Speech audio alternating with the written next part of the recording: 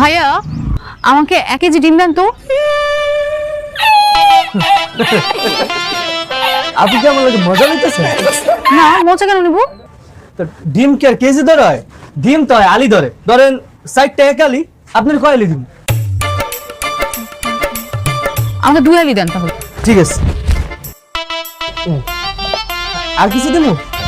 হ্যাঁ, 2 হালি ডিমের সাথে আপনি আমাকে 2 হালি আলু দেন। আপা, আলু কেজি ধরে হয়, কেজি ধরে, আলি ধরে হয় না। 1 কেজি আলু দেই। আচ্ছা দেন, 1 কেজি আলু দেন আর 1 মুঠি তেল দেন।